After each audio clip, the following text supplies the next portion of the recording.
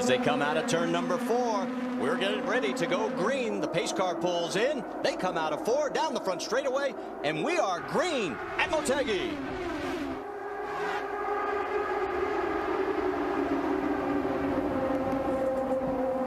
Oh, and again, just like last year, we have a car spinning into the wall, and it is Marco Andretti. So the cold tires that got Koski Matsuura last year bites Marco Andretti, and he is out of his second straight race. On the pace laps, as we start to watch the replay here, and you can see Marco Andretti is already at the top of your screen. The back end starting to go around on him, means the car is loose. He was by himself, does not look like he was touched, and the cars in front were quite a ways away from him, so we can't really put that down to some disturbed air. Now we can see that the car just starts to come around on him. The front hits the wall, and there definitely is too much damage there for that car to continue just on its own without some repair. On board with Danica, and there you see Marco twitches. Boy, this is so similar to what happened to Koski Matsuura last year. Well, Marty, the guys have not been on the track for the last couple of days. Any rubber that was on the track has been washed away because of the rain, and because of that situation, they really don't know what the car setup is going to be, and we talked about that taking the green flag here. Patrick is pulled onto pit road, and they are going to go to work there. No major changes except for tire pressure to try and adjust that push condition. Helio Castroneves is set as well, and a caution comes out. There's a car in the wall. So the pits are now closed, so anybody coming down, unless they are low on fuel, will have to do a pass through, and the caution out for the second time. Looks like somebody got crashed with the front. So we are told that Tony Kanaan and AJ Foyt IV will have to do the pass through, and that is going to hurt them on this sequence, and there is the reason. It is Hideki Muto that gets refired and back out here on lap 49. I was a little surprised to see how early, and you see the damage on the left front wing on Muto's car. I was a little surprised that they weren't able to go to lap 49 or 50 before we started seeing pit stops. And now we see the other reason that we had the contact. It wasn't just Hideki Muto. It looks like he and Marty Roth may have gotten together. And we haven't seen a replay on this from our host broadcasters over in Japan. We'll see if we can dial that one up. Here we go.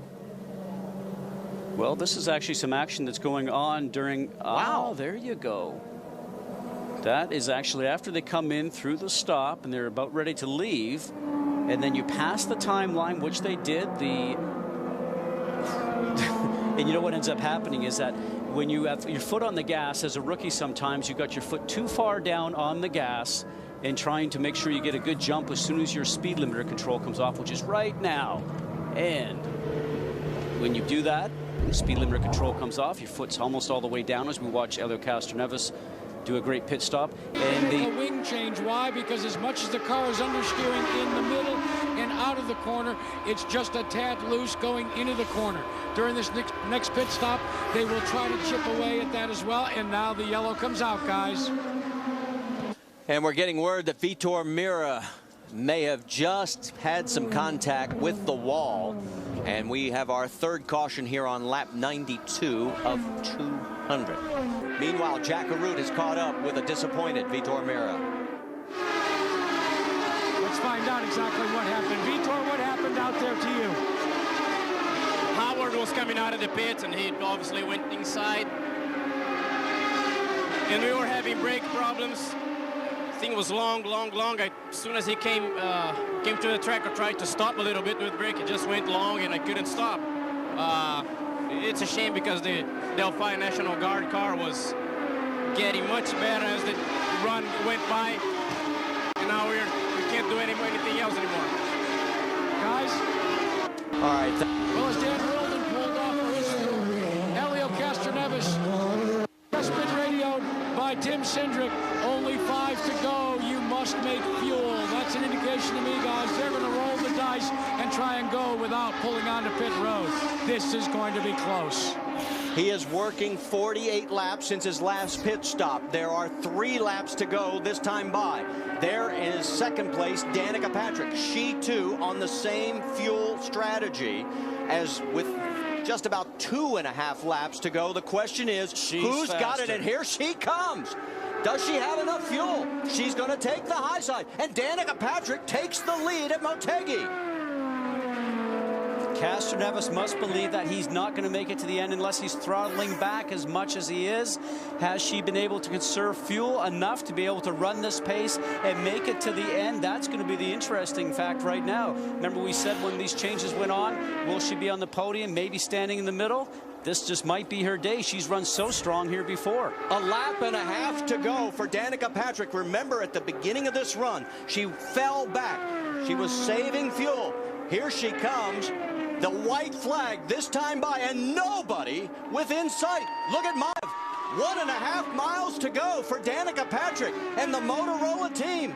Could history be made at Twin Ring Motegi?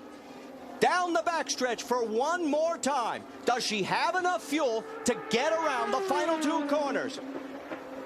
Into turns 3 and 4. Danica Patrick coming out of 4. And boys, move over. The lady is coming through. Danica Patrick wins at Twin Ring Motegi.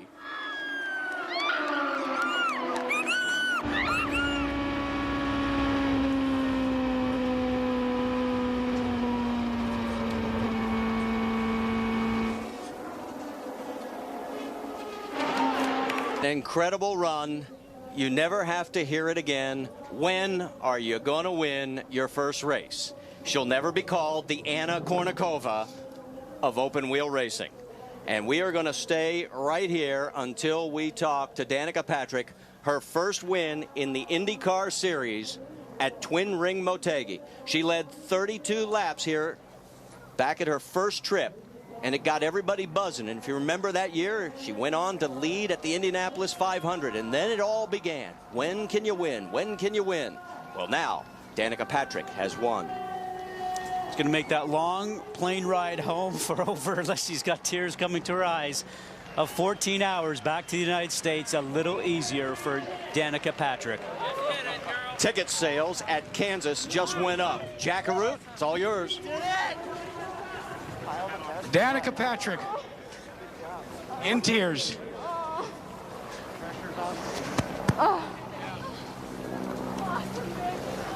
Getting the congratulations of her mom, Bev. An emotional time. Danica Patrick, welcome to IndyCar Victory Lane. Thank you. I feel like I was crying, but it's a long time coming. Finally. When you take a look at this weekend, and especially in this race, battling an understeer condition. Congrats, girl. Good job. Marco Andretti congratulating Danica. Understeer, and then all of a sudden, fuel conservation. How tough for you? I can't say that the last stint was exactly hard. You know, you're taking it easy and taking care of the car. I did feel like at the end I was, you know, that it was fast and that I was managing to save fuel while still keeping the speed up. And I'd heard, you know, from Kyle that, you know, all I need to beat is Elio. So when I saw him, I knew I had been kind of saving a little extra throughout the stint, and that, you know, I knew he was the one to beat, and I didn't want to make the mistake of, you know, not pushing really hard to get by him. So it managed to be a little bit safer probably than I saw. But thank you to Andretti Green. Thank you to, you know, all my teammates. And finally. You know what? I got to ask you, when are you going to win again? I hope next weekend. Guys. All right, thanks, Jack. And can you sense the weight that is off her shoulders? She handled every question. There's Dad, TJ. He's crying. We saw this scene just 2 weeks ago, a first victory for 19-year-old Graham Rahal, the celebration with his dad, Bobby. And another first just 2 weeks later in Twin Ring Motegi.